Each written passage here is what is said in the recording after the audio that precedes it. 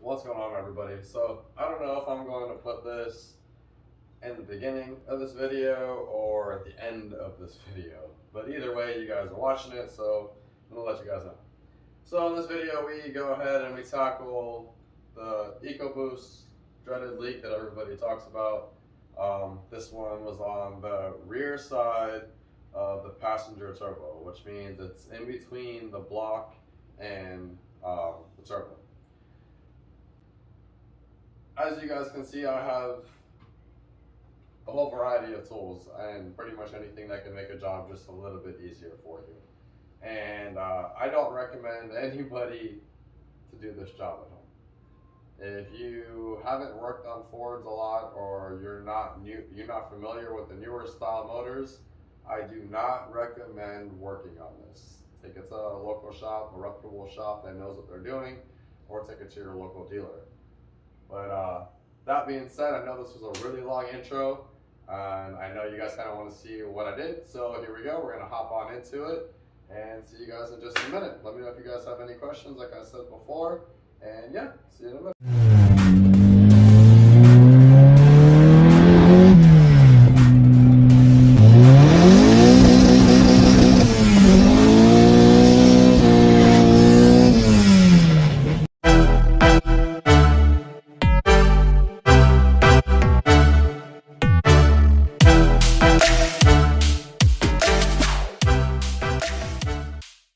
What's going on, everybody?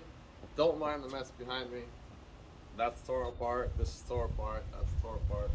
There's tools everywhere. Anyways, last video you guys watched, it was us tearing into the coolant line that goes to the top of the turbo. This video is going to be us tearing into the backside fitting because we kind of stepped on our toes and thought that the backside fitting wasn't leaking. The backside fitting on the turbo isn't leaking, but the backside fitting up on the block is leaking. So we're gonna go ahead and do the fitting on the side of the block that goes to the back of the turbo, and we're gonna go ahead and I guess install the line while we're there. I'm gonna show you guys a little trick to the back fitting, or at least tell you guys. It's kind of hard to show you because of where it's located, but I can definitely tell you guys on what you can do instead of going through all the other stuff.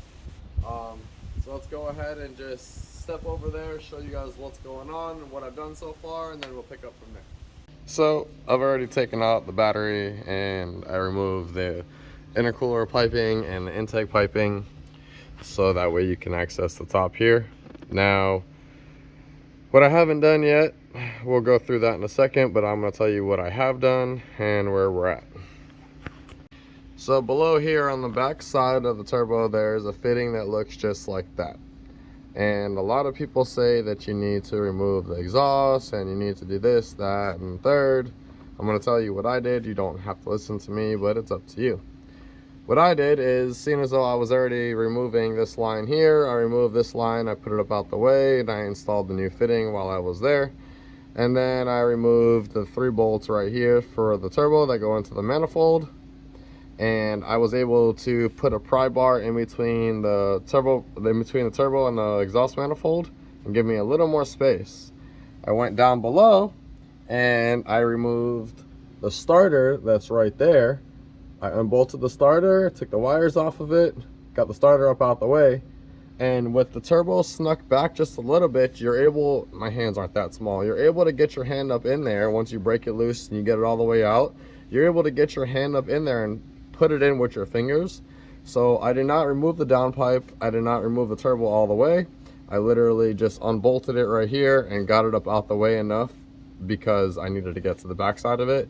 I didn't have a heat inductor, so I didn't want to worry about these bolts breaking, so I just left them alone, and that's that. So now we got to go on the front side of the motor here.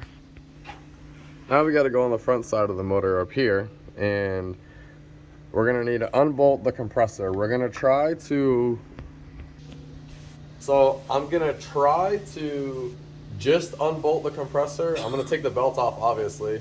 I'm going to try to unbolt the compressor without taking off any of the lines. I don't want to discharge the system if I don't have to, so we're going to try to avoid doing that.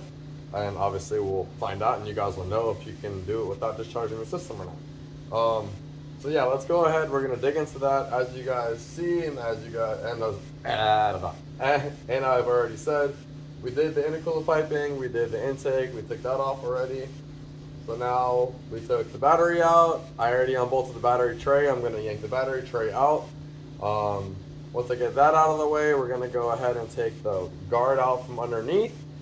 Once I get the guard out from underneath, we're gonna sneak that belt off of there. And once we get that belt off of there, we'll go ahead and unbolt the compressor. I know it sounds like a lot. And then we're gonna go from there. So stick around. I'm gonna put you guys on probably a time lapse just in the background so you guys can see a little bit of what's going on. You see everybody running around. And that's that. Ashley might pop in the video, she might not. We'll see. Hopefully she does. But yeah, stick around. As always, don't forget, like, subscribe, and drop a comment. And see you guys in just a second.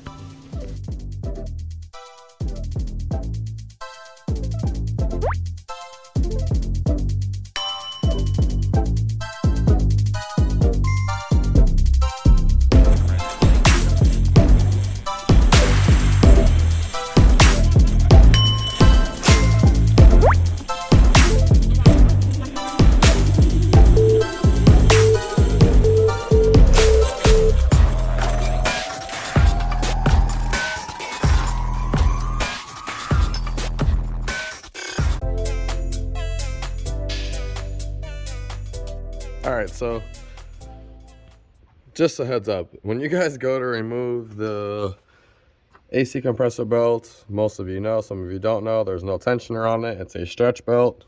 I recommend just getting the tool to get the stretch belt off because it is a pain in the butt. I did get it off with a couple screwdrivers and a pry bar, but it is off now. Now that it's off, the compressor is completely unbolted. And once you wiggle it off a little bit, you gotta wiggle it and kind of pry it back from the block, and then it pops free. And now you can see we actually have access to that bolt right there. So let's go ahead and remove that bolt and dig back into it. See you guys in just a second. The compressor bolts are 10 millimeters. So we did go ahead and remove the 3 10-millimeter bolts, and the 2 8 millimeters or 10 millimeters up here to get this off, and the other one that sits up here, and that gave us access to all of that. So now that the AC compressor is free, we're gonna go ahead and dig into that right there, get that bolt out of there. Once we get that bolt out of there, we'll go ahead and see right above, where is it? Let's zoom out really quick. Right above, there's that line, and then right above that line where that brace is, there's another line that we're gonna get out. Once we get that line out of there, we'll go ahead and yank that fitting out of there.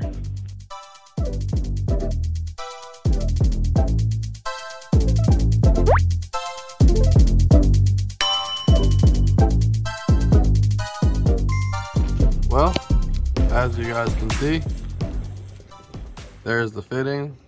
Once you remove that 45 T-Torx right there, you can pull the line out, push it down, and there you go.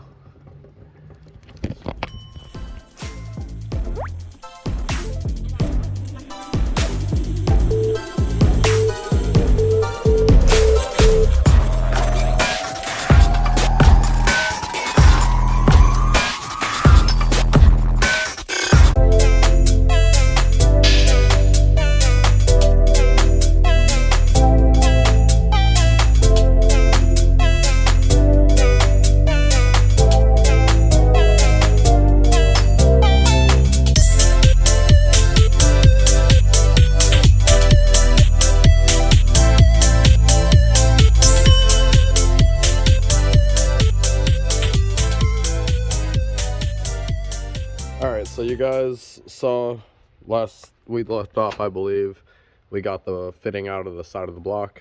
Now, while I had the intake pipe off and the charge pipe off, I did, however, have to get the clip from the back side of the turbo off. So I did drop the starter, and I used my pick to get the clip out of the fitting. Now, to get the fitting loose, I actually just ended up using a regular wrench, right, with a 19 socket, and slipping my hand on the back side back here behind the turbo, and was able to break it loose and was able to actually take it out with my hand and thread it back in by hand, sneaking my hand around the backside there.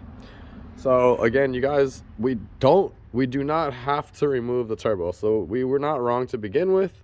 The turbo is actually able to stay in place, at least for what we have been doing. With the line is out, we're not going to go ahead and install the new line, tighten up the fitting, install the new line, and put some coolant in it. Alright, so this is definitely going to wrap up this video right here. As you guys can see, the truck is back together. All the tools are cleaned up. One thing we need to do is put this last little engine cover on really quick, and then we are absolutely donezo. However, the valve cover gaskets only just came in. This is a couple days later now. I'm only now exiting the video. Truck's been done. I just haven't had time to exit the video. So yeah. Truck is done. We're not leaking coolant anymore. We drove about 2.5 hours or so today. Didn't lose any coolant. Didn't see anything on the floor, so we're good to go there in that department. So now we're going to go ahead and do the valve cover gaskets next on the next video, and probably the vacuum pump, just because we'll be back there, and wrap that up. But that means we'll be pretty good with that.